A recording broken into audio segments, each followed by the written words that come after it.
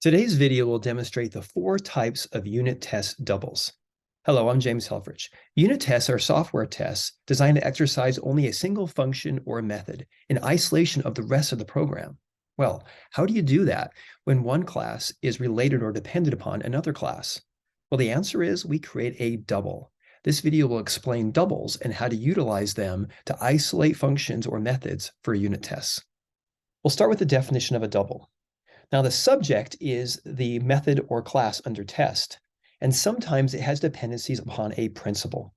Now, this dependency could be in many different ways. It could be inheritance, it could be association, composition, or anything else.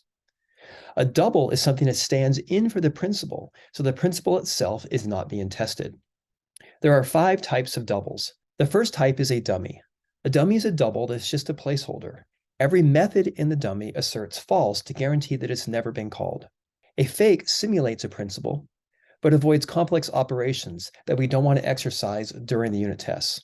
A stub is a simple class that always returns a pre-specified value. A spy is a class that records how it's being utilized, so we can make sure that the class is utilized the way we expect. A mock validates that the principal is utilized in the way that the client expects. Okay, let's start with a dummy.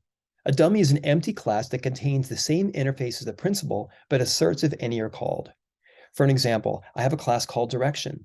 I'm going to derive dummy direction off direction, and notice how every method is going to assert false, assert false, assert false.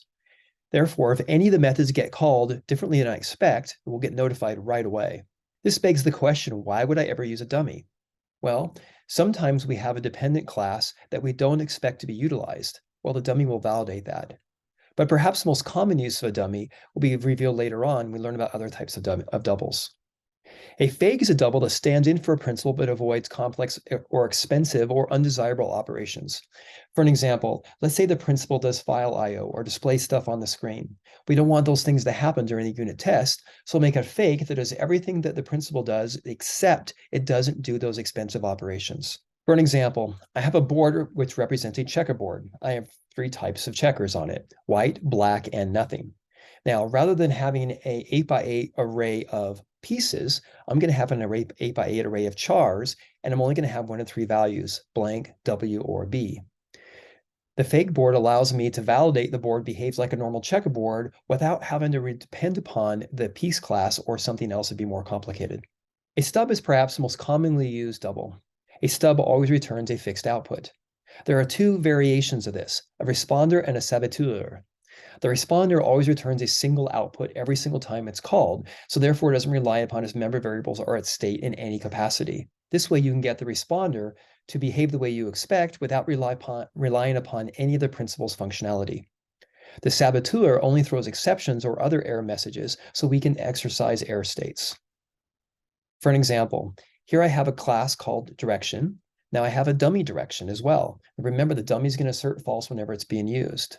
My stub direction south is always going to return south, which is pi or 180 degrees. So get radians always, always, always returns pi.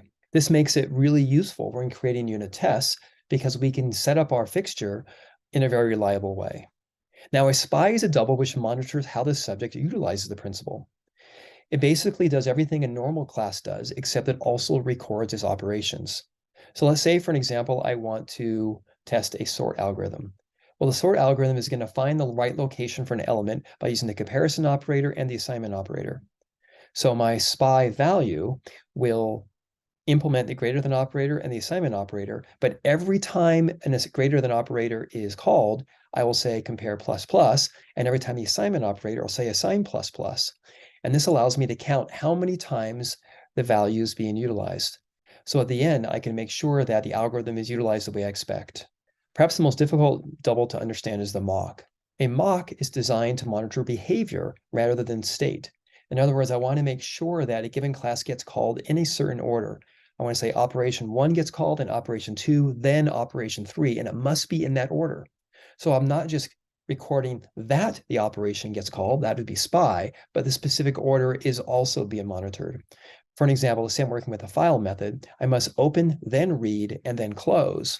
If I do those in the wrong order, I want to be notified, and a mock will help me with that. So going back to our direction class, I have my dummy direction with, of course, asserts false and everything, and I'm saying mock direction based on it. Now my set radians and get radians are both being monitored. So first, my constructor will start in state 0, and then my set goes from 0 to 1, and then my get goes from 1 to 2. If I do things in any other order, then I want to be notified. So in this case, if I call things in the wrong order, I'll set my state to be -1, where -1 means an error state. You can learn more about doubles in the Unit Test 2 chapter of the software design textbook.